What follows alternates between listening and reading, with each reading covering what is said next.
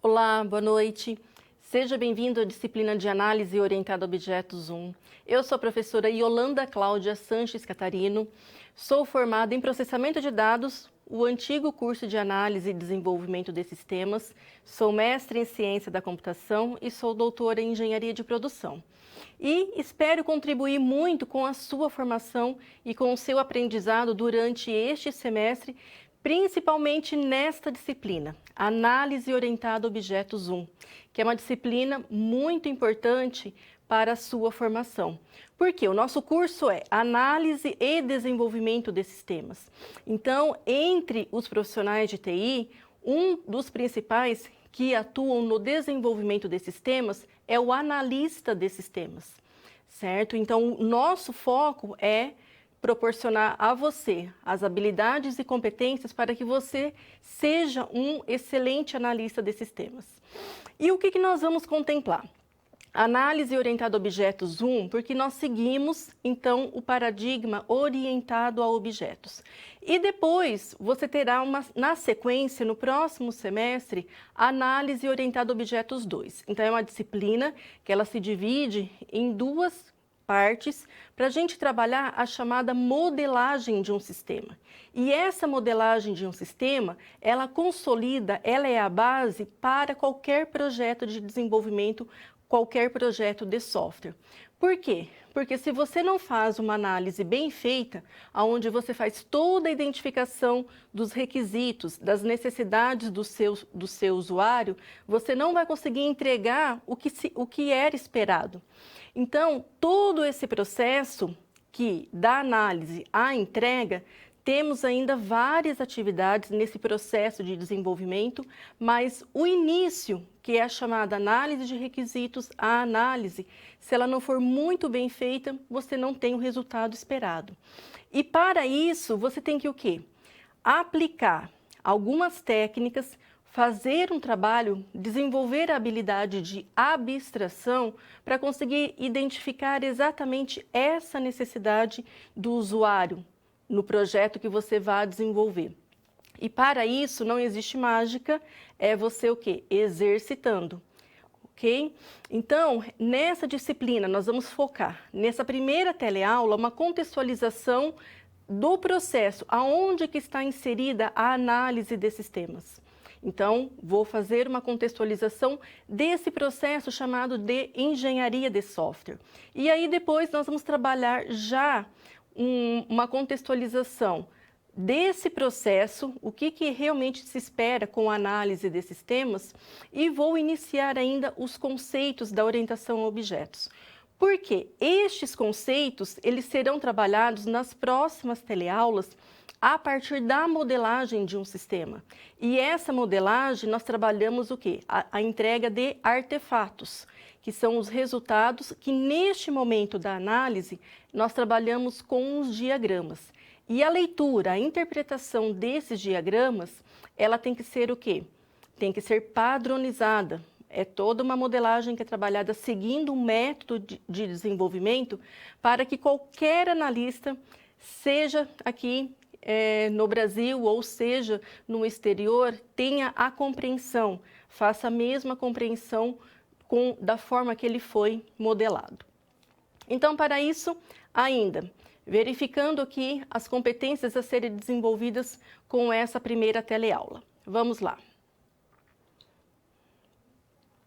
Então, espera-se que você conheça a atividade de análise de sistemas no processo de desenvolvimento. Então, é um processo que vai ser trabalhado aqui para conhecer exatamente o que se faz na análise. É importante que você conheça, então, e fundamente muito bem, consolide com o seu aprendizado os principais conceitos do paradigma orientado a objetos que nós vamos trabalhar. Então, com isso, algumas palavras-chave dessa teleaula: análise de sistemas, analista de sistemas, que é atuação e orientação a objetos. O primeiro conceito que nós vamos trabalhar, então, é o conceito de fundamentos da engenharia de software, para você ter agora essa noção desse processo de desenvolvimento. E esse processo, ele então converge, contempla várias etapas desse processo. É um processo considerado clássico pensando na engenharia de software. Então vamos lá, verificando estes conceitos.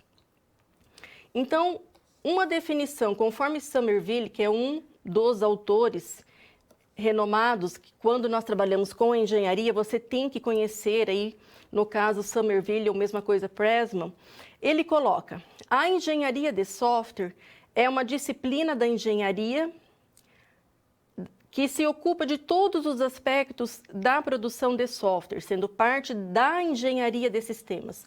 Então perceba, ó, a engenharia de software, ela é uma parte da engenharia de sistemas. Por quê? Engenharia de sistemas, ela é algo que eu estou falando do todo. Aqui eu estou falando do hardware, da parte, então, física, do software, da parte lógica. Estou falando da interação dos atores envolvidos ou dos stakeholders, então, das pessoas em si. Então, e todos os recursos que contemplam aí, que integram um sistema. Já a engenharia de software, então, eu estou tratando a parte lógica, tá certo? Então, é esse processo do desenvolvimento do software em si. E aqui, uma importante definição de Pressman, ele coloca: a engenharia de software abrange um conjunto de 3 elementos. Então, olha só quais são esses elementos: métodos, procedimentos e ferramentas. Procedimentos, já numa própria evolução dessa definição de Pressman, ele coloca como sendo processo, tá? Então, como sinônimo aqui, processo e procedimentos. Então, é importante agora, vamos conhecer exatamente a definição destes conceitos. Quando falamos em método, olhe só, proporciona os detalhes de como fazer para construir o software. Envolve um amplo conjunto de atividades que inclui, a partir do planejamento, análise de requisitos, a atividade de análise, então, que é o foco desta disciplina, projeto, implementação e testes. Então, o método, eu posso fazer aí uma analogia muito simples, é como se fosse uma receita de bolo que ele coloca aí, no caso, quais são os ingredientes, quais são as etapas, então, como que você deve fazer isso. Ainda, Somerville coloca que é uma abordagem estruturada, porque ela é toda sistemática quando trabalhamos com o desenvolvimento de um sistema, facilitando a produção do software com qualidade e uma boa relação custo-benefício, que é o que se espera no desenvolvimento de um projeto de software. Ter o quê? Excelente qualidade e você ter aqui menor custo possível, alcançando todos os benefícios. Então, aqui, quando estou falando, nós estamos falando do conceito de método. Então, é importante que fundamentar este conceito. O método, então, ele define, ele apresenta um ciclo de vida conforme os modelos de desenvolvimento, os modelos que são os processos de desenvolvimento da engenharia de software.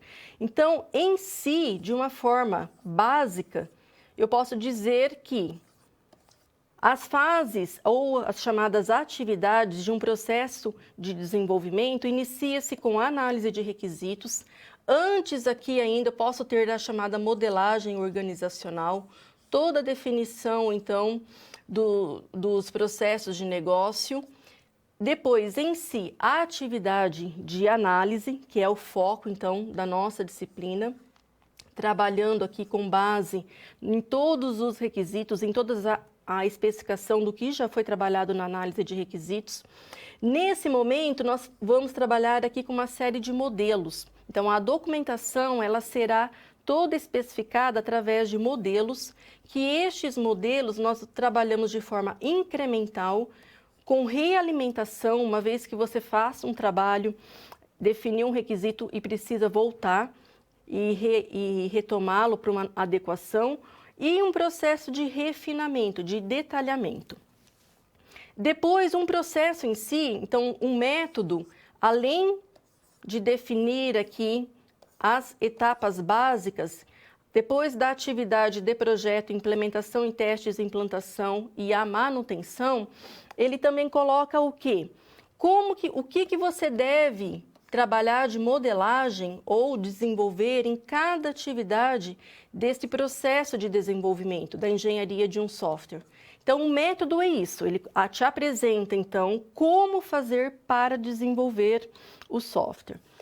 E conforme eu coloquei, conforme cada atividade, então, por exemplo, lá na atividade de análise, você vai utilizar várias técnicas de modelagem para apresentar a sua documentação, fazer a chamada especificação do seu software.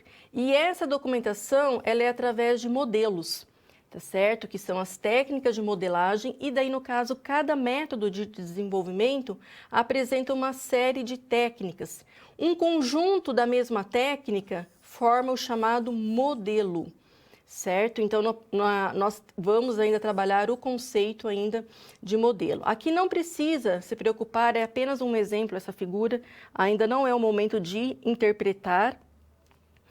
E conforme toda a evolução da engenharia de software, considerando desde a década de 60, onde nós tivemos a chamada crise do software, que foi em finalzinho de 60, e aí depois, a partir da década de 70, que surgiu a necessidade, então, de se trabalhar com a documentação do software, surgiram vários métodos de desenvolvimento. Um método chamado método da análise estruturada, porque a forma de se trabalhar, de apresentar o desenvolvimento, era bem no formato de estruturas, por partes. Os métodos que foram os métodos que se destacaram foram os métodos de Demarco, Jackson e Gaine. Gaine foi aqui um dos principais. Então, o que acontece? Nesse processo de engenharia de software, quando eu defino um método, eu estou, então, seguindo o método de um determinado autor. Sempre o método, geralmente, ele é batizado com o nome do autor que consolidou, que criou, que lançou aquele método. Pode ser um autor, pode ser um instituto, uma organização. Por isso que aqui são nomes de autores. Acompanhando a evolução ao longo aí das décadas, depois os próximos métodos seguiram as características orientados a funções, orientados a funcionalidades, a serviços. Entre esses métodos se destacaram Martin e Yordle, tá? Eu trabalhei muito com Gaine, eu trabalhei muito com Yordle, ok? Então, são dois métodos aí que foram, por muito tempo, trabalhados e adotados no mercado e também na academia. E seguindo a evolução, conforme o paradigma orientado a objetos, a partir aqui, então, da década de 90, surgiram os métodos orientados a objetos. Entre vários métodos de Humble, Jacobson, Grady Bush, James Martin, Schaller Mello, Code Yordle. Então, entre esses vários métodos, ocorreu em determinado momento, em 1997, que foi a primeira versão que foi lançada, a unificação de 3 métodos, os métodos de Bush, Jacobson e Humble. Então, houve toda uma preocupação para identificar o que tinha de melhor entre esses métodos e fizeram a fusão e criaram a linguagem de modelagem unificada, devido a muitos lançamentos que existiam de métodos no mercado, e aí tanto o mercado de trabalho, as empresas, como a área acadêmica, tinham aí aquela questão, qual que é o melhor a adotar? Tá certo? Então, prevaleceu-se e hoje ainda se trabalha muito com o ML na versão 2.5.1. Avançando os conceitos, procedimentos. Procedimentos, então, já é algo que elenca uma definição além do método. Nesse momento, eu também, a partir dos procedimentos, define-se todo o planejamento do projeto, a escolha do método com as suas técnicas de modelagem. Eu posso adotar mais de um método. Eu posso adotar, por exemplo, o método de Bush e o método de Schaller Mello, e não adotar o ML. Então, eu posso aqui escolher mais de um método e de cada método qual ou quais técnicas de modelagem que eu prefiro trabalhar. As ferramentas já são as ferramentas chamadas ferramentas cases, que são ferramentas semi-automatizadas ou automatizadas para auxiliar todo esse processo de desenvolvimento, desde a atividade de análise até a atividade de implantação. E ainda um outro conceito que muitos confundem com o método é o conceito de metodologia. Metodologia é o que a empresa define. Então, entre o analista, o gerente de projetos, tá certo? É o que ele define. Então, no caso, seria o quê? Eu, como responsável, como analista responsável por um projeto, ou até atuando como gerente de projetos em uma empresa, eu faço o quê? Toda empresa, ela já tem a sua metodologia de desenvolvimento própria. Ela já, em algum momento, ela já definiu, sentou, analisou tudo que existe e definiu a sua metodologia. Então, definir metodologia é algo bem específico, é algo já particular de uma empresa, de uma organização. Ela escolhe qual método ou quais métodos que ela vai adotar para fazer a modelagem de análise de requisitos ou atividade de análise, qual ou quais tecnologias que ela vai utilizar para fazer a implementação do sistema, qual tipo de teste que ela vai utilizar. Então, metodologia é algo que contempla, posso dizer, um todo. Todas essas definições que envolvem aí as decisões de um processo de desenvolvimento, ok? E ainda, fechando esse conceito, qual que é exatamente entre as principais habilidades do analista que nós podemos aqui destacar? O analista, ele deve analisar, projetar e desenvolver sistemas computacionais, principalmente a nossa área, o nosso curso, foca o desenvolvimento de sistemas de informação. Não quer dizer que você não vai ter habilidades e competências para modelagem de outros sistemas, como um sistema de tempo real ou um software embarcado, não, mas o foco da nossa modelagem vai ser para sistemas de informação. Ainda, definir o uso adequado de tecnologias da informação e comunicação conforme o domínio do projeto. Então o que eu vou utilizar para este projeto? Qual ou quais linguagens? Tá certo? Qual sistema gerenciador de banco de dados? Então, também ele tem que ter aqui essa habilidade. Ainda visualizar o sistema computacional de várias perspectivas, abstraindo soluções lógicas e físicas satisfatoriamente. Então, o analista, ele sempre se depara com um problema. E a partir daí, ele tem que definir a solução. Ele tem que ter essa habilidade de abstrair e propor a melhor solução e desenvolver essa melhor solução. Ainda, o analista, ele trabalha com pessoas, com equipe, medir conflitos de ideias e gerenciar situações que exigem tomadas de decisão. Então, no caso, o analista, ele tem que ter essa habilidade porque ele vai trabalhar com todos os níveis de usuário de uma organização. Considerando a pirâmide clássica de níveis organizacionais, então nós temos lá operacional, tático e estratégico por níveis organizacionais. Em alguns momentos, o analista, dependendo do sistema que ele vai desenvolver, ele vai trabalhar com o usuário operacional, às vezes com o usuário estratégico, em alguns momentos. Okay? Então, com isso, fechamos e concluímos esse primeiro conceito dessa contextualização da engenharia de software.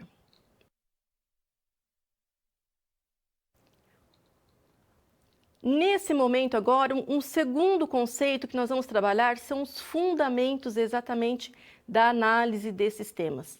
Tá certo? Então, o que contempla esse processo exato da análise? Então, você já tem agora, você já conseguiu se situar no processo de desenvolvimento e agora, então, vamos trabalhar exatamente focando aí o que envolve a análise em si.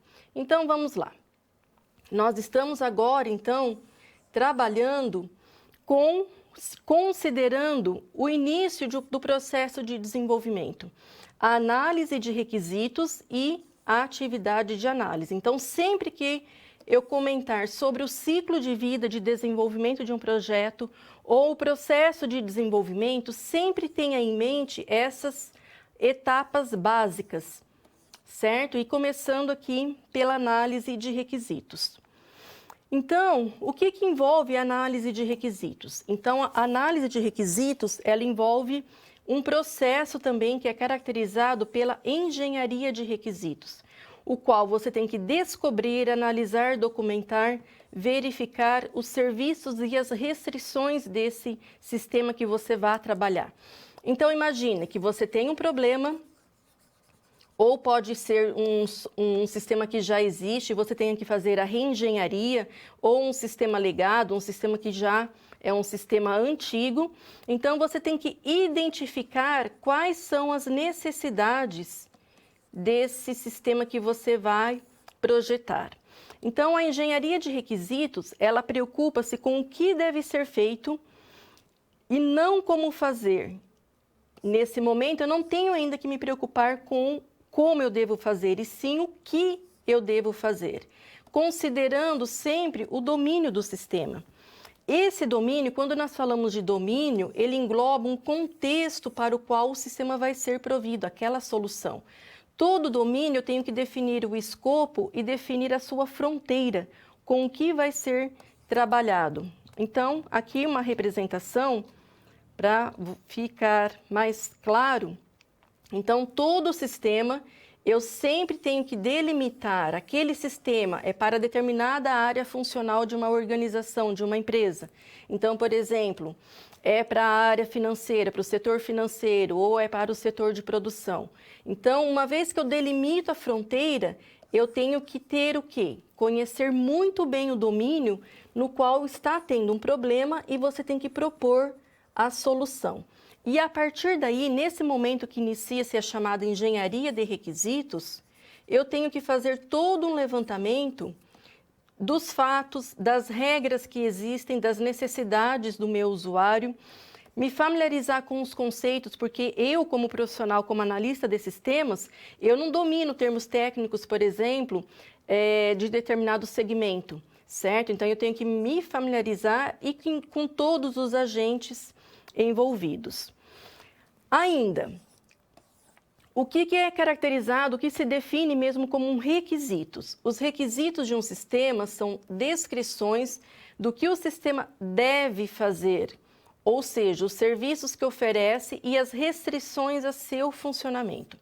Então, uma primeira classificação de requisitos, que você já trabalhou também, é a classificação de requisitos de usuário e requisitos do sistema.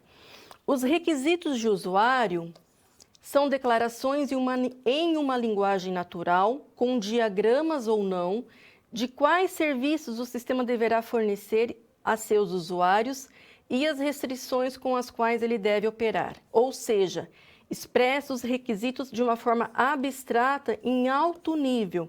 Porque o requisito do usuário, então, é uma declaração que o usuário está solicitando. Tá certo? Então, geralmente eu faço uma descrição, como por exemplo, eu preciso no meu sistema que faça emissão da nota fiscal. Então, é um requisito nesse momento do usuário.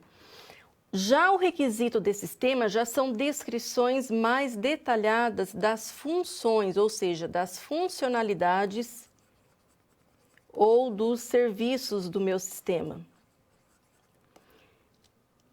E, no caso, o documento de requisito do sistema é chamada especificação funcional, deve definir exatamente o que deve ser implementado. Então, neste documento, nesse primeiro, posso dizer, artefato que resulta desse momento da análise de requisitos, eu tenho que enxergar, eu tenho que visualizar o que deve ser implementado, quais serão as funcionalidades.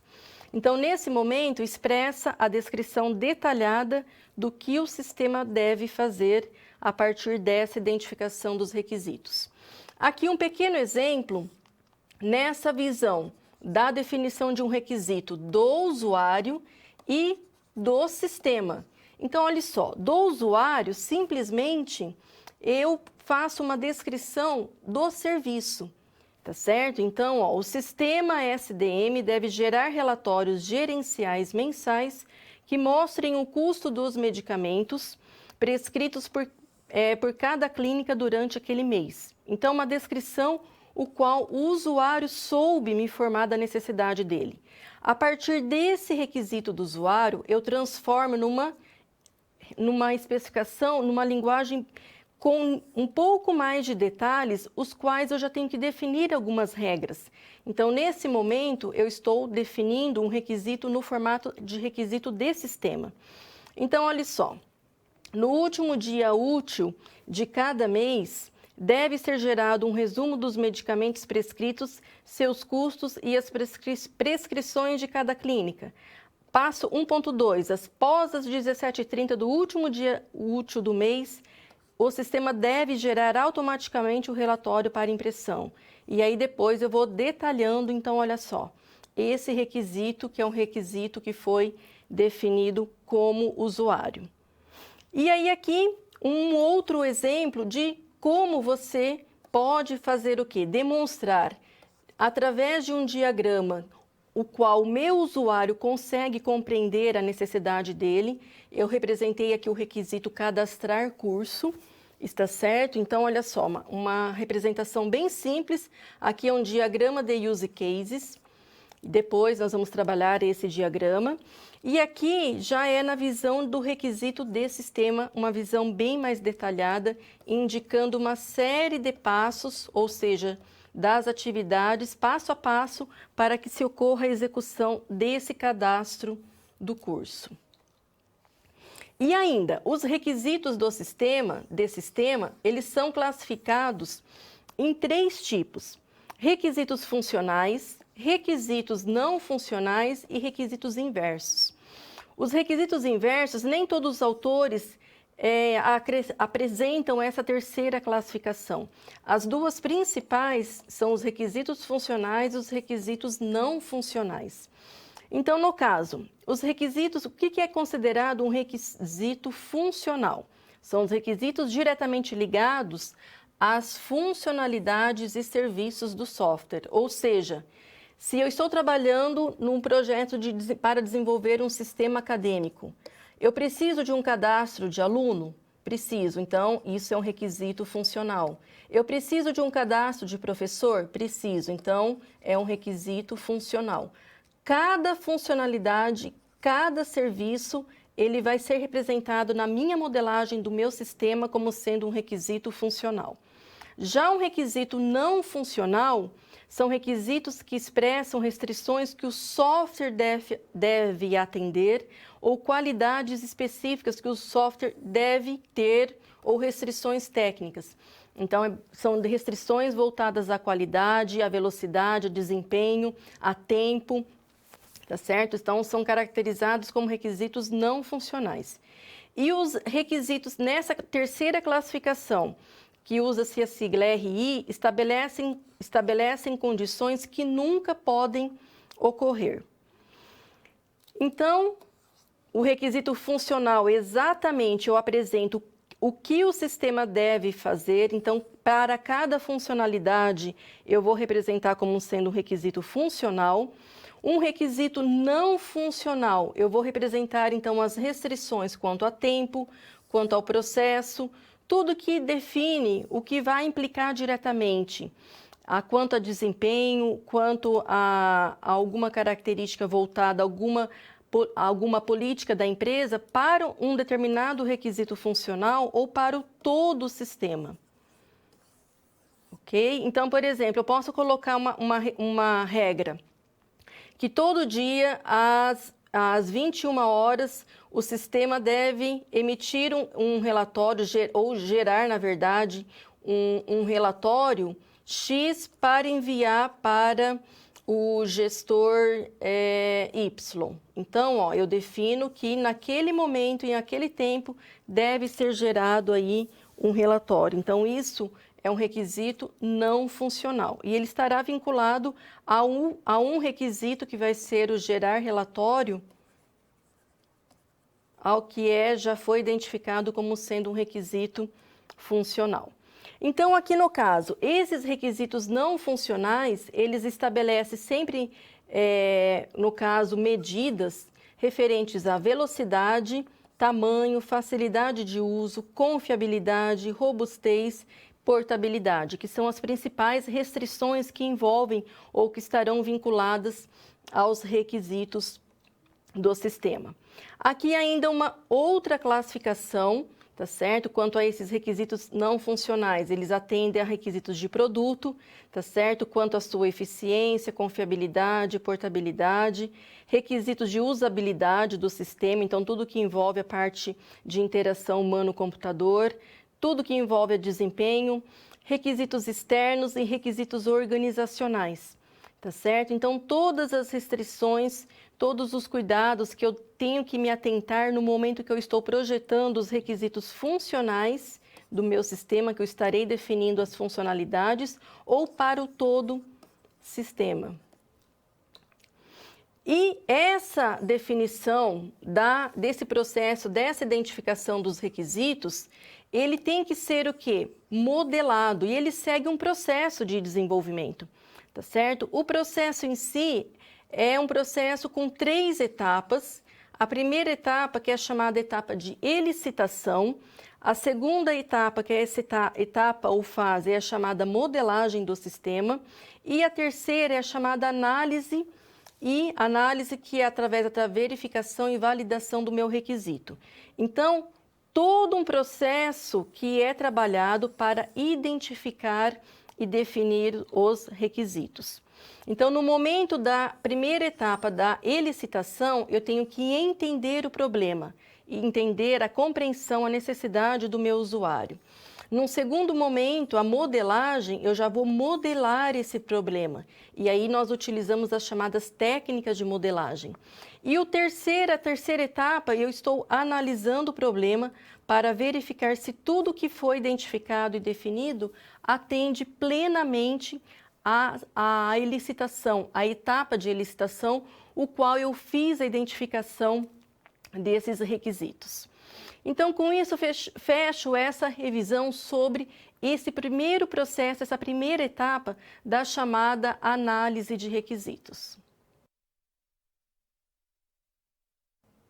E ainda o conceito, começando o conceito de fundamentos da análise. Então, o que eu vou trabalhar agora na atividade de análise? Então, lembrando, recordando, nós estamos trabalhando num processo de desenvolvimento, seguindo as etapas básicas de um processo de engenharia de software. Então, considero que eu já tenho toda a minha especificação da primeira etapa, da análise de requisitos. Agora eu avanço, então, enfim, para a atividade de análise. Então, verificando agora o que eu vou trabalhar exatamente na análise. Então, na atividade de análise, eu vou propor, então, a solução do meu sistema. Nesse momento, eu tenho que apresentar essa solução através de uma modelagem, de uma documentação. E esse momento aqui, eu tenho que representar nessa modelagem o que o sistema vai ter exatamente, tá certo? Então, todas as funcionalidades. Depois, avançando pelo processo de desenvolvimento, então, eu tenho análise de requisitos, depois eu estou aqui na análise, trabalhando sempre nesse momento, eu já escolhi um método de desenvolvimento que eu vou seguir, tá certo? Para fazer a modelagem do meu sistema.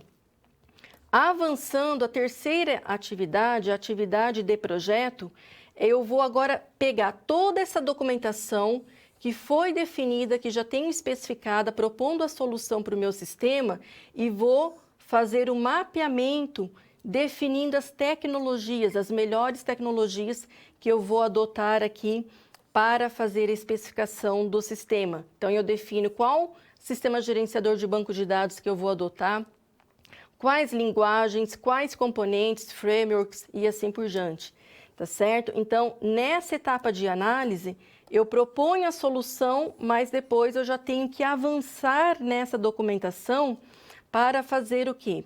Para projetar de acordo com as tecnologias de desenvolvimento. Com todas essas tecnologias. Então, aqui, nesse formato que nós vamos trabalhar e avançar nessa modelagem, nós vamos seguir aqui o processo de desenvolvimento, que é o processo unificado, tá certo? O processo unificado, ele faz o quê? Uma distinção em fases. A primeira fase é a fase de concepção, a segunda fase é a fase de elaboração, a terceira fase é a fase de construção e a última fase é a fase de transição. A fase é a preocupação com o tempo, conforme eu vou evoluindo no desenvolvimento, pensando no tempo. Porém, em cada fase, eu trabalho com uma série de atividades. Eu trabalho, então, o quê? Com a comunicação com todos os envolvidos, faço o planejamento, faço a modelagem, a construção, a implantação e entrego uma primeira versão. Por fim, eu posso ir avançando, trabalhando então em módulos do meu sistema ou desenvolvo um primeiro componente, passo por todo esse processo, depois desenvolvo um outro componente e assim por diante. Então, esse momento da análise é um momento que eu tenho que ter o quê? Eu já tenho que ter total conhecimento da metodologia que vai ser definida no caso que a empresa está trabalhando, no caso eu como analista estou inserido então em uma equipe de desenvolvimento, então seguindo aquela metodologia eu farei toda a especificação, toda a documentação, partindo da abstração do problema que existe e propondo a solução. Então, percebeu qual que é a importância desse momento, dessa documentação da análise? Eu faço uma identificação de toda a necessidade, agora eu represento isso, eu deixo isso documentado e especificado. E depois eu vou levar isso para uma fase adiante ainda, que é a chamada fase de projeto. Então, considera-se que eu faça a minha modelagem de análise não me preocupando com as tecnologias de desenvolvimento. A análise, eu posso fazer análise e depois implementar na linguagem A, B, C, lógico que toda seguindo aí, por exemplo, se for do paradigma orientado a objetos, as características, os princípios da orientação a objetos. Então, concluindo, tá certo? Aqui você teve essa primeira visão desse processo unificado, que é o processo que será adotado nesse momento da análise de um sistema, considerando que eu já tenho a análise de requisitos. E agora vamos trabalhar um primeiro exercício, está certo? Para reforçar essa revisão da análise de requisitos, então, um primeiro exercício para você agora identificar rapidamente, eu coloquei algumas sentenças referentes a funcionalidades, considerando aí vários tipos de sistemas, mas sistemas simples, de domínio bem simples, que eu quero que você faça a identificação. Defina se é um requisito funcional, faça essa classificação.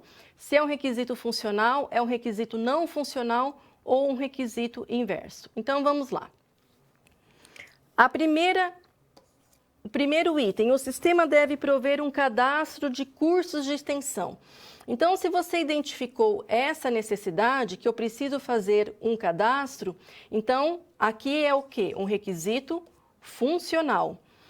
O sistema deve prover um cadastro de autores, que vai ser o professor responsável por um curso. Também é um requisito funcional. O sistema deve prover um cadastro dos candidatos. Os candidatos são classificados entre candidatos internos ou externos, que são pessoas da comunidade. Se é um cadastro, é uma funcionalidade, é um serviço que o sistema deve prover. Também é um requisito funcional. Quarto, o sistema deve prover um relatório de inscritos dos cursos de extensão diariamente e por período. Então, eu tenho que disponibilizar um relatório. Também é um requisito funcional. Agora, o sistema não pode permitir a exclusão de um curso de extensão, não pode permitir a exclusão de autores, não pode permitir a exclusão de candidatos externos e nem dos inscritos. Tudo que o sistema não pode permitir, na terceira classificação, conforme alguns autores, caracteriza um requisito inverso. Então, aqui, geralmente, nós listamos para iniciar a atividade de análise. Então, eu faço inicio a partir de toda a minha especificação da atividade de análise de requisitos e eu posso ter uma listagem simples como essa. Ainda, já a indicação, o sistema deve prover um cadastro das inscrições para os cursos de extensão. Então, novamente, um cadastro é um requisito funcional. O período mínimo de inscrições de um curso de extensão deve ser de 20 dias. Então, olha aqui uma restrição de tempo. Então, se eu tenho aqui como regra essa restrição, ele é o quê? Um requisito não funcional.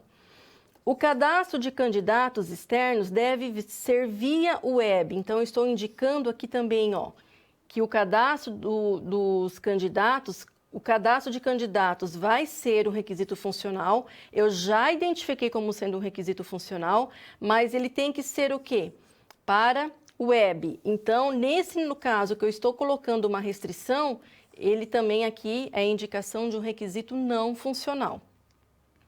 Ainda, o cadastro das inscrições para um curso de extensão também deve ser via web. Então, a indicação de um requisito não funcional. O sistema não pode permitir o pagamento das inscrições com cartão de crédito. Então, olha só, uma restrição aqui de acordo com uma política da empresa, uma regra de negócio. Então, um requisito inverso. Então, tudo que o sistema não pode fazer é caracterizado como sendo um recurso inverso. Ainda, um relatório de inscritos dos cursos deve ser gerado automaticamente às 18h30 diariamente, ser enviado por e-mail para o professor responsável e coordenador do curso. Eu estou definindo tempo, tá certo? Então, o relatório é um requisito funcional, mas a partir do momento que eu especifiquei essa restrição, eu tenho um requisito não funcional associado a um requisito funcional. Mesma coisa, o cadastro dos candidatos internos deve ser integrado com o sistema acadêmico. Então, olha só, aqui eu tenho uma restrição, no caso, indicando que eu tenho que ter a integração entre sistemas. E isso também é identificado como um requisito não funcional. O candidato, ao se inscrever em um curso, deve receber um e-mail de confirmação com um tempo máximo de 10 segundos após a sua transação. Então, quer dizer, ele se inscreveu em um curso e ele tem que já o sistema, no máximo em 10 segundos, aí já disparar um e-mail. Restrição de tempo, eu defino, então, é um requisito não funcional. E, por fim, o sistema não emite nota fiscal. Então, é um requisito interno. Então, com isso, este exercício para reforçar, para recordar essa classificação dos requisitos funcionais e dos requisitos não funcionais e ainda essa terceira classificação de requisito interno que nem todos os autores definem, mas refere-se a tudo que o que um sistema não pode fazer. Então, com isso, agora nós vamos fazer um breve intervalo. Está certo? Um intervalo de 2, 3 minutos no máximo. Verifique se você tem alguma dúvida, aí já comente com o seu tutor presencial, envia para nós e eu vou aqui tendo dúvidas, verificar se eu consigo responder todas ou não, senão eu vou selecionar algumas dúvidas. Vamos lá.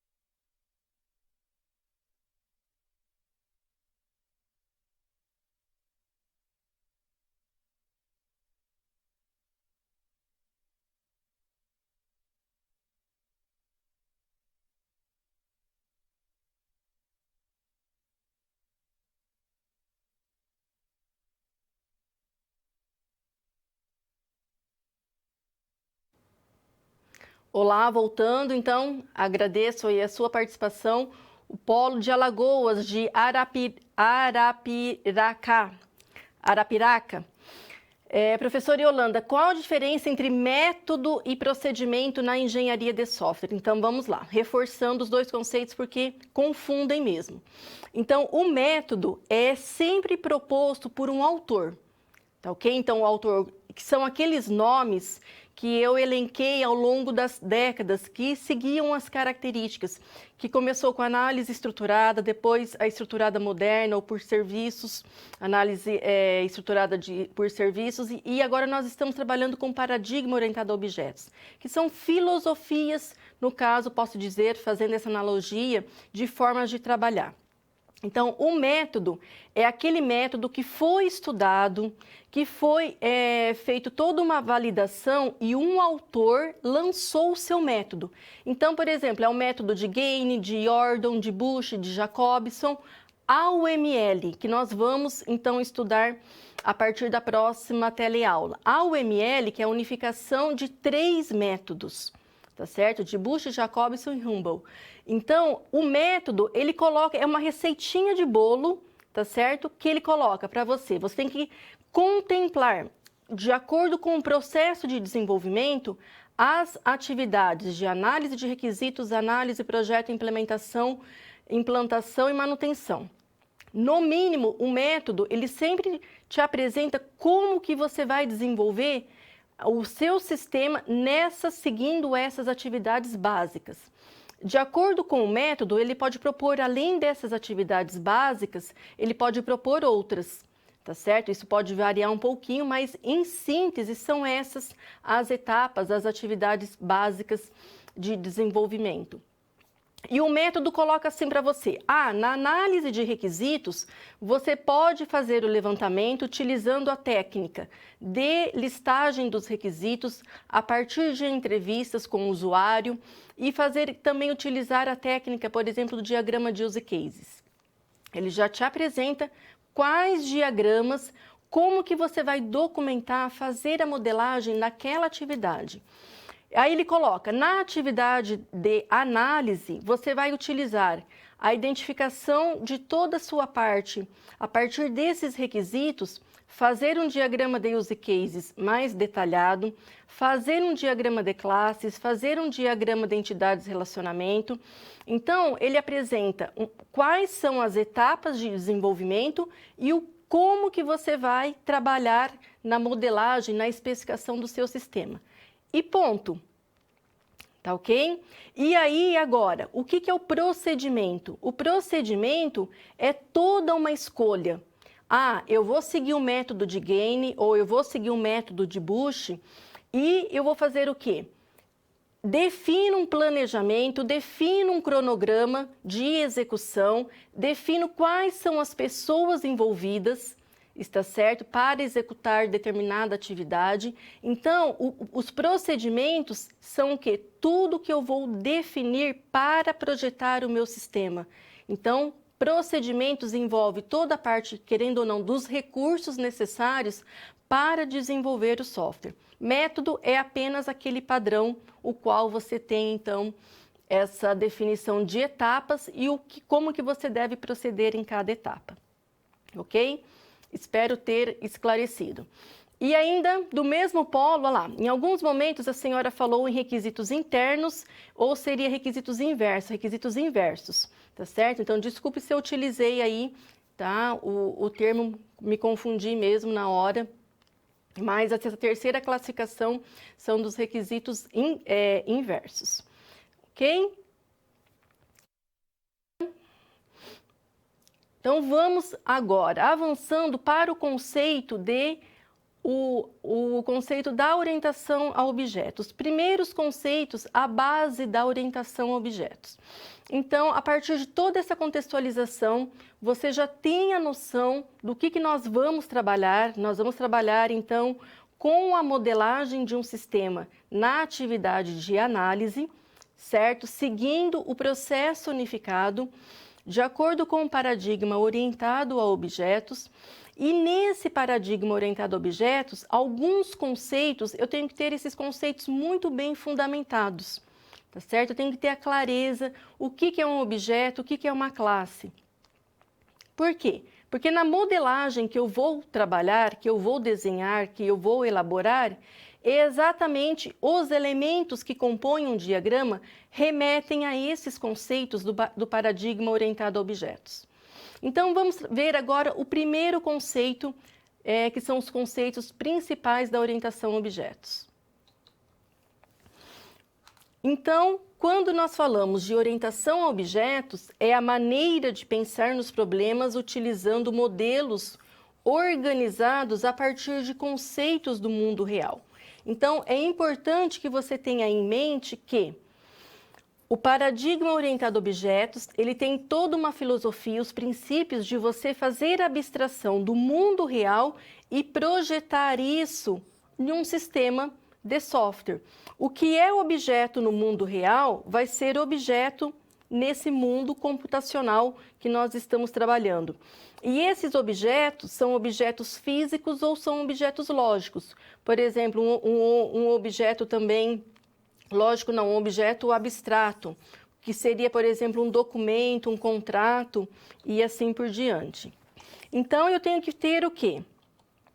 Eu, como analista de sistemas, eu devo fazer a familiarização, de acordo com o domínio do sistema que eu vou projetar, que eu estou trabalhando, faço a abstração de quais são esses objetos do mundo real e vou modelar isso. Então, o que eu tenho que ter muito bem claro é o conceito de objeto. O conceito de objeto, entre as várias definições, um objeto pode ser definido como qualquer coisa concreta ou abstrata, com existência no mundo real, tem que existir no mundo real, com características e comportamento próprio, sendo possível identificá-los como único. Então, todo objeto do mundo real tem características e tem comportamento. Isso, agora, projetando para o mundo computacional, considerando aí o projeto de um sistema de software, as minhas características serão relacionadas, definidas como sendo atributos, e os meus comportamentos serão definidos como sendo os métodos, ou ainda na modelagem, como sendo as operações. Então, um exemplo bem simples. No mundo real, objeto, pessoa, tá certo? Pessoa, ainda no papel agora de professora, Yolanda. Professora Yolanda, quais são as suas características? Bom, características, eu posso falar da descrição, características para fazer a descrição da pessoa. Altura, peso, cor de olhos, cabelo e assim por diante. Mas, isso são todas características. Mas eu tenho que projetar para o domínio que eu vou desenvolver o meu sistema. Ah, é um sistema para a área de saúde, é um sistema para um hospital ou para uma clínica, tá certo? Ou é para a área acadêmica. Então, aquela pessoa, o qual eu tenho que, como um objeto no meu mundo real, no meu mundo computacional, fazendo a modelagem, ela também vai ser chamada de pessoa, ou vai ser chamada no papel que ela estará atuando, como cliente, como paciente, como professor, como aluno. Então, sempre projetar para o mundo computacional. Então, considerando no mundo acadêmico, identifiquei Yolanda como sendo professora. Quais são as características que me interessam para fazer o cadastro desse professor? Então, me interessa saber dessas características, o que é chamado no mundo computacional aqui são os seus atributos. Então, para fazer o cadastro do professor, me interessa saber, ele tem um documento pessoal, um cadastro de pessoa física, o nome, o endereço, um endereço completo, data de nascimento, sexo, no caso, demais documentos, um número de telefone celular, um endereço eletrônico. No caso, para o meu cadastro no mundo acadêmico, eu também me interessa saber a minha formação. Qual que é a formação, qual que é a especialidade, qual que é, por exemplo, o meu currículo das últimas atuações. Então, sempre, a partir do momento que eu faço essa abstração, eu tenho que projetar o que é objeto no mundo real para o mundo computacional, sempre voltado para o domínio, ok? Voltando. Ainda, na definição de Bush, ele coloca, dos 3 autores aqui, de Bush, Jacobson e Humboldt, tá? Que são os 3 autores da UML. Um objeto é uma entidade com uma fronteira bem definida e uma identidade que encapsula o estado e o comportamento, tá certo? Ele coloca que os objetos são descritos por atributos e operações. Atributo é uma característica particular possuída por todos os objetos. E a operação é uma ação que o objeto executa ou que está sujeito, ou ainda uma ordem que faz o objeto reagir. Então, voltando para fixar esse conceito de objeto que é muito importante. Então, o objeto pode ser uma coisa concreta ou abstrata. Pessoa, professor, é concreto, tá certo? Quais são os seus atributos? Para o sistema acadêmico, para este domínio, o cadastro do professor, me interessa saber o que eu já citei, nome, telefone, endereço, formação e assim por diante. Comportamento, o qual eu estarei definindo as operações. Comportamento são todas as ações que o objeto pode executar sozinho, que ele pode fazer ou que ele pode sofrer como sendo uma ação. Comportamento, as ações que eu sei, que eu, pessoa, eu sei falar, eu sei pular, eu sei dançar, eu sei cantar, tá certo? Então, são ações, eu sei comer, então são ações que eu posso fazer. Mas isso me interessa para o meu mundo computacional, para o objeto que eu identifiquei e que eu tenho que modelar? Dependendo, não, tá certo? Se fosse um game, por exemplo, um jogo, aí sim, teria como ação pular, cantar, dançar, jogar, tá certo? Mas para um sistema computacional me interessa saber o quê? Que o meu objeto, por exemplo, professora Yolanda, eu posso fazer o quê? Ele não tem muitas ações que esse objeto que ele fará sozinho, mas que ele sofrerá. Por exemplo, a ação, a operação de inclusão no sistema, de alteração, de exclusão ou de uma validação dos seus atributos. Então, para o mundo computacional, voltado então para um sistema de informação, são essas as operações, essas ações que me interessam, tá certo? Então, tudo que o objeto, uma ação que ele pode executar ou que ele pode sofrer, tá ok? Então, todo objeto tem que ter atributo, tem que ter aí operações. E ainda eu tenho que conseguir identificar esse objeto. Todo objeto tem uma identificação, certo? Senão não é objeto. Por exemplo, considerando o Cadastro Nacional das Pessoas Físicas no Brasil, eu consigo identificar uma pessoa pelo seu CPF, então pelo código da pessoa física. Em um sistema acadêmico, muitas vezes eu posso utilizar esse código de uma forma que eu consiga identificar esse objeto, ou não, ou eu posso criar, por exemplo, um número de matrícula, um outro código, mas eu tenho que, de alguma forma, usar um identificador para definir a identificação daquele objeto, um atributo que já existe, que já faz parte do mundo natural, do mundo daquela pessoa, daquele objeto, ou se não, eu crio, tá certo? Para que eu consiga identificar o objeto, porque senão não é objeto. Então, no meu sistema, todo objeto vai ter atributo, vai ter comportamento e vai ter uma identificação. Avançando nos conceitos. Ainda, o conceito de abstração classe agora. O que eu tenho que fazer? A partir do momento que eu tenho a identificação do meu objeto, eu faço o quê? Eu percebo que eu tenho atributos, geralmente que possuem as características em comuns. Tá certo? Possuem características e possuem comportamento. Então, essas características, vários objetos que possuem as mesmas características e os mesmos comportamentos, define-se o conceito de classe. Então, vamos lá. Ainda, só falando um pouquinho ainda da abstração. Eu tenho que, a partir do momento que eu identifiquei essas características comuns, e comportamentos comuns dos meus objetos, esse é o momento que eu estou fazendo a chamada abstração. consiste na concentração dos aspectos essenciais e relevantes de um objeto, inerentes ao contexto e ao domínio do sistema. Que eu comentei que, na orientação a objetos, sempre que eu faço a identificação dos meus objetos, eu estou o quê?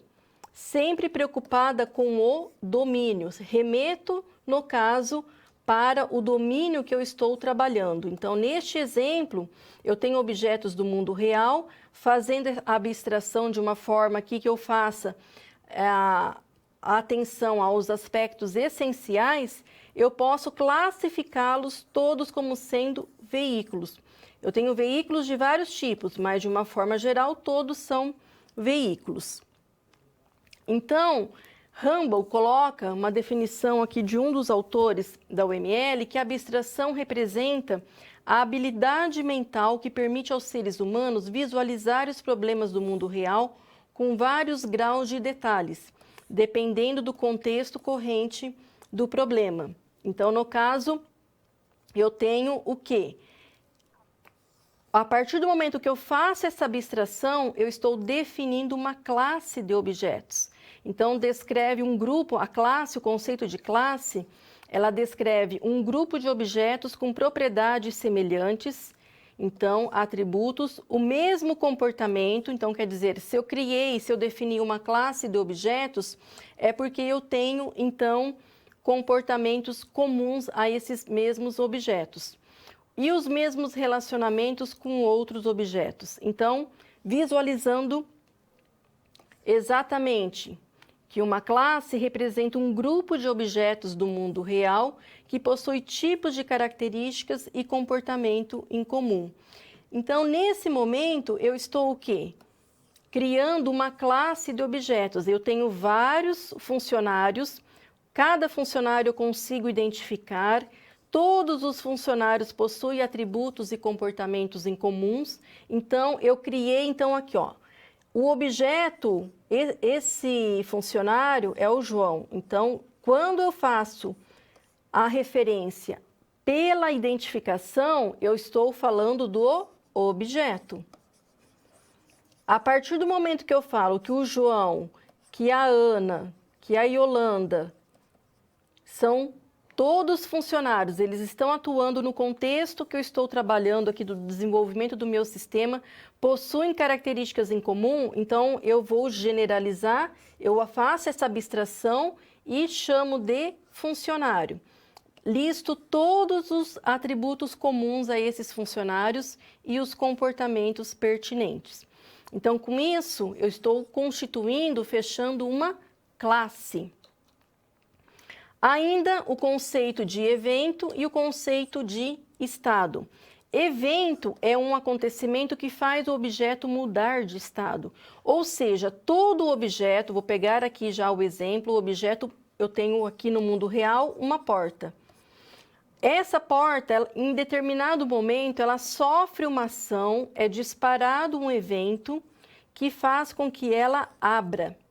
Em determinado momento, em determinado instante de tempo, esse mesmo objeto sofre um outro evento, um evento é disparado, alguém vai lá, pega então a maçaneta e abre a porta. A porta que estava aberta volta para fechada. Então, isso na modelagem do meu sistema, essa preocupação com os chamados estados dos objetos, nós teremos um momento que eu tenho que fazer o quê? Toda a definição das regras que consistirão na transição de estado dos meus objetos, tá certo? Então, todo objeto tem aí um estado ou durante a manipulação desse objeto, num determinado instante de tempo, ele assume vários estados. E o objeto assumiu um estado porque um acontecimento ocasionou aquela mudança. E por fim, aqui para reforçar os dois conceitos, conforme a definição de Humble e Bush, eles colocam: evento é um estímulo individual de um objeto para outro, ainda é algo que acontece em certo momento, Um evento é uma transmissão ou uma informação unidirecional de um objeto para outro. Já a definição de estado, para Bush, Jacobson, Humboldt, um estado é uma condição ou situação na vida desse objeto durante o qual o objeto satisfaz de alguma condição, realiza alguma atividade ou aguarda um evento. Um objeto permanece em um estado por uma quantidade finita de tempo.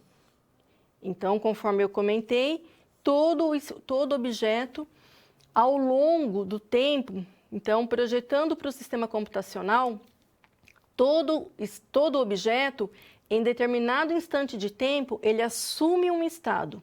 Aí eu manipulo aquele objeto através de eventos que são disparados. O objeto que se encontrava num estado A pode transitar para o estado B. De B voltar para A ou de A ir para C. Ainda para fechar, objeto professor Yolanda, status no meu sistema. Encontro-se no estado de ativo. Por exemplo, estou ativa no sistema. Porventura, aconteceu algum problema de saúde, eu tenho que me afastar por um período aí de 40 dias. Então, o objeto Yolanda, que estava no estado de ativo, assume o estado de afastado. Tá certo? Então, o mesmo objeto, no instante de tempo 1, no instante de tempo 2, tá certo? Em determinado dia e horário, assumiu outro estado.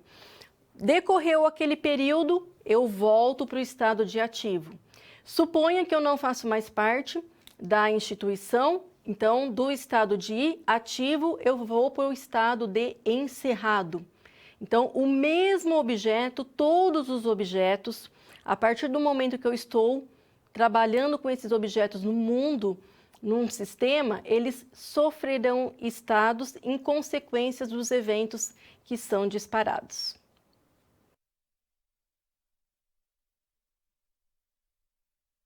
Um outro conceito ainda da orientação a objetos. Então, entre os vários conceitos básicos, conceitos principais da orientação a objetos, então eu tenho ainda o conceito de encapsulamento, generalização e polimorfismo. Então, você já sabe o que é objeto, você sabe que a partir do momento que você trabalha a abstração, identificando o que eu tenho de essencial, quais são as características que predominam, o comportamento que predomina naquele objeto, eu defino a classe desses objetos. A classe constitui, então, um conjunto de objetos, que esses objetos serão manipulados no sistema a partir da execução do disparo de eventos que provocarão uma mudança de estado dos objetos. Ok? E ainda, mais 3 conceitos para fechar essa parte dos conceitos principais da orientação a objetos. Então, vamos lá. O conceito de encapsulamento. Na orientação a objetos, há necessidade de você encapsular, tá certo, os seus objetos. Então, esse conceito indica o quê? Representa o ato de reunir em uma estrutura chamada classe as características e o comportamento dos objetos, sendo uma forma de organizá-los, permitindo que um objeto proteja a integridade de suas partes. Então, no caso, eu tenho aqui uma representação de um objeto do mundo real, mas, por exemplo, uma calculadora científica, tá certo? Você vai interagir com esse objeto através de uma interface, através dessa interface. Ao você clicar numa função para ela fazer um cálculo, a operação que ela está executando não te interessa saber, tá certo? Então, você consegue manipular esse objeto de uma forma a partir de uma interface, sem saber como que foi a lógica, a parte interna desse objeto. Então, isso caracteriza no paradigma orientado a objetos o conceito de encapsulamento. Isso é normal para que você consiga garantir a reutilização desses objetos e também que você tenha, no caso, objetos encapsulados para garantir aqui e você ter segurança, tá certo? Entre as várias características. Quando você for trabalhar com a programação orientada a objetos, na disciplina de programação orientada a objetos, você vai conseguir ver esse encapsulamento na prática. Então, eu vou encapsular as classes dos meus objetos. Ainda, como a definição de Humboldt ele coloca, é também chamado de ocultamento de informações. Consiste na separação dos aspectos externos de um objeto, acessíveis por outros objetos, então um objeto pode se relacionar com outro objeto, dos detalhes internos da implementação daquele objeto que ficam ocultos aos demais objetos. Porém, essa relação, essa referência de um objeto para outro é de uma forma oculta, porque o meu objeto ele está protegido. Cada objeto ele estará encapsulado. O conceito de generalização representa a propriedade pela qual uma classe pode herdar características e comportamento de uma outra para obter o reaproveitamento tanto dos atributos como das operações. Então, é comum na orientação a objetos, a partir do momento que eu defini uma classe, tá certo? Então, uma classe refere-se a um conjunto de objetos, você pode ainda abstrair entre as características, entre todo o contexto do sistema que você está trabalhando e verificar se você o quê? Eu tenho, no caso, 3 tipos de veículos. Eu identifiquei que é um sistema de frotas, por exemplo, e nesse sistema de frotas tem o veículo do tipo automóvel, ônibus e caminhão. Fazendo análise, abstração desses objetos, eu verifiquei que seja automóvel, seja ônibus ou seja caminhão, ambos possuem características comuns. Então, essas características comuns eu vou generalizar e vou primeiro dar um nome que eu consiga representar essas partes, representar esses tipos de objetos. Então, eu criei a classe veículo. Tudo que for de atributo comum, eu deixo na minha classe veículo. E o que for específico, eu vou representar como sendo classes especializadas. Então, aqui é o conceito de generalização. Eu tenho uma classe genérica e eu tenho as classes especializadas. É o conceito aqui de herança. Então, quer dizer, as minhas subclasses herdam características da superclasse que eu defini. Tá certo? Isso para você garantir aqui a reutilização dos seus objetos. Então, este é o conceito de generalização, conforme Humboldt ele coloca. O conceito de herança é o compartilhamento de atributos e operações entre classes com base em um relacionamento hierárquico. Então, eu vou trabalhar sempre numa hierarquia. Não quer dizer que todas as classes do meu sistema eu vou ter que representar numa hierarquia, não. Mas algumas eu verifico, faço abstração, observo que possuem comportamento e atributos comuns, e aí, obrigatoriamente, eu tenho que representar de uma forma genérica, tá certo? Uma classe pode ser definida de uma forma abrangente e depois refinada em sucessivas subclasses mais definidas, porque a partir do momento que eu representei a generalização, a que representa a classe genérica, eu chamo de superclasse, e as classes específicas de subclasses. E, por fim, o conceito de polimorfismo. Ele representa a mesma operação se comportando de diferentes formas em diferentes classes.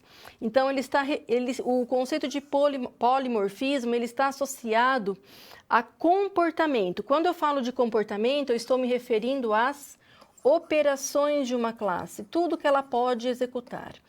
E você perceberá que na modelagem, principalmente aqui quando eu tenho uma generalização de classes, eu posso ter o quê?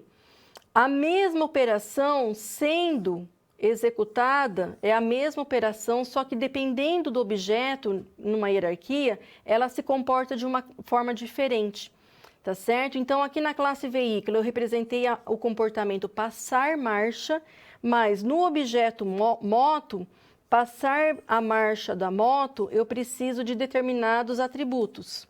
Ou eu executo de uma forma, já de um automóvel, eu preciso de outros atributos. Atributo 1, atributo 2 e assim por diante. Mesma coisa quando eu tenho a classe conta, tá certo? E eu tenho que ter aqui a operação calcular saldo. Dependendo do calcular saldo de uma conta poupança, vai ser diferente de uma conta, por exemplo, corrente. Então, eu tenho a mesma operação sendo executada de formas distintas a partir do momento que eu tenho principalmente a generalização. Então, o polimorfismo, você também, na implementação, conseguirá fixar e visualizar esse conceito, a aplicação desse conceito.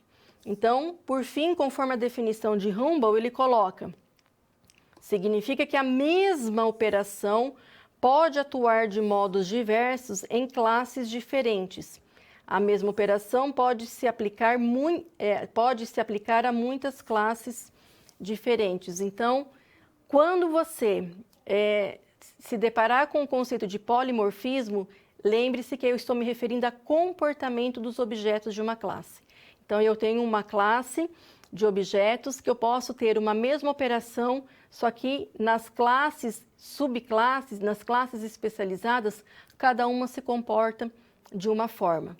Okay? E aí, nós fechamos esses principais conceitos da orientação a objetos, que são os principais. Temos outros conceitos, mas para iniciarmos a modelagem de um sistema, serão esses conceitos que serão aplicados.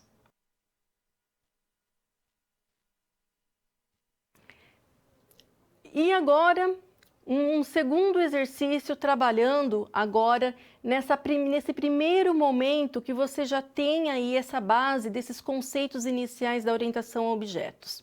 Então, o que eu fiz? Nós vamos trabalhar durante as teleaulas sempre com exemplos nesse estudo de caso. É um estudo de caso bem simples, de um domínio bem simples, que é uma locadora de veículos, tá certo? Que, querendo ou não, mesmo se você não fez ainda a alocação numa locadora de veículos, mas consegue, tá certo, ter aí o entendimento. E vamos trabalhar com outro estudo de caso nas aulas atividades. Eu apresento uma descrição, ok? E aí, a partir dessa descrição, eu quero que, a princípio, você identifique quais são as classes dos objetos com os seus atributos. Então, vamos lá. Então, a locadora de veículos. Aqui já consiste uma descrição com alguns atributos já bem definidos, mas sempre que a gente vai trabalhar com estudo de caso, eu tenho que considerar o que consta na descrição e aí depois eu posso complementar. Então, ele coloca que a locadora aluga carros aos clientes previamente cadastrados. Os clientes podem ser pessoas físicas ou jurídicas. Então, olha só. Os clientes, e ele já coloca, o cliente físico é descrito por, e apresenta os atributos. O cliente jurídico é descrito por. Então, está claro que eu tenho uma classe cliente físico e tenho uma classe cliente jurídico. Ambos possuem características em comum e depois algumas particularidades. Aqui ele coloca, um cliente pode alugar vários carros. Os carros são descritos pela placa e ele relaciona os atributos. Então, perceba que o carro 1, o carro 2, vai constituir a minha classe de carros. Um cliente com cadastro aprovado pode realizar reservas por telefone. Cada reserva corresponde a um carro. O sistema deverá disponibilizar o serviço de cadastro de cliente e realização de reservas pela web, também sendo que após a confirmação da reserva, o cliente receberá um e-mail com os dados da reserva. Então, tem algumas regras já definidas. Então, eu posso ter o quê? Uma reserva em um dia, num determinado instante de tempo e assim por diante. Então, cada reserva vai ser também o quê? Uma classe. Depois você fará a leitura com calma, tá? Para você aí se familiarizar mais com o contexto. Caso um carro disponível seja escolhido pelo cliente, ele será alugado mediante assinatura do contrato de locação, sendo registrado o código do aluguel e os demais atributos. Quando o cliente devolve o carro, ele informa a forma de pagamento, verifica se a quilometragem do veículo, é emitido um recibo Tá ok? Então, o básico, as funcionalidades básicas, e ele coloca: o sistema deve disponibilizar consultas e relatórios aos funcionários e gerentes. Então, no primeiro momento, depois você fará com calma, mas eu quero que você tenha atenção para identificar as classes primárias. São essas classes que estão aí já explícitas na descrição. Então, aqui observe a solução. Eu identifiquei a classe cliente físico com os atributos, identifiquei a classe cliente jurídico com os atributos. Sempre nós relacionamos os atributos o mais detalhado já possível. Então, por exemplo, endereço, eu não coloco só endereço, porque endereço é considerado um atributo composto. Eu tenho que discriminar atributo por atributo, que ele fique atômico, tá? Então, sem ter composição. Identifiquei a classe reserva, identifiquei a classe veículo e a classe locação e devolução, que é uma coisa só, tá certo? Por quê? Eu crio a locação, por exemplo, 1150 na data de hoje e o que eu faço? Aí, então, depois o meu cliente, ele quer, então, eu fiz a locação dia 19, e aí depois o meu cliente, depois daí 2 dias, ele vai devolver o veículo. Então, é o mesmo veículo que está alocado, que foi feita aquela locação, e eu só tenho que dar a baixa, que é a devolução. Então, é uma classe de objetos só que em determinado momento eu preencho alguns atributos, em determinado momento eu preencho os demais atributos.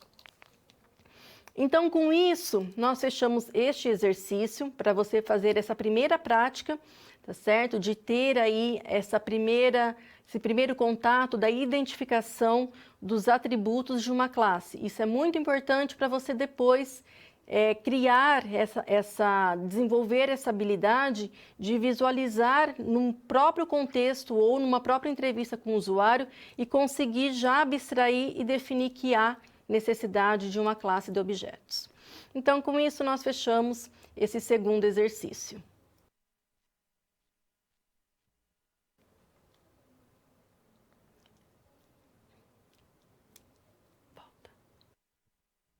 Ainda, só para fechar a nossa aula, para finalizar a nossa aula, então, só recapitulando. Então, trabalhamos uma contextualização da engenharia de software para situá-lo nesse contexto que nós vamos trabalhar agora, esse importante momento da análise. Fiz toda uma revisão, trabalhamos uma revisão sobre o que são os requisitos, porque a partir desses requisitos é o que nós vamos trabalhar agora na modelagem de análise e também os principais conceitos que foram trabalhados da orientação a objetos, que serão o quê? Esses conceitos serão, nós vamos trabalhar com esses conceitos como sendo elementos da modelagem que será aí trabalhada no desenvolvimento de um sistema de informação. Então, muito obrigada pela sua atenção, pela sua paciência. O que eu não pude responder agora, nós vamos trabalhar na aula atividade e com mais um exercício. Obrigada.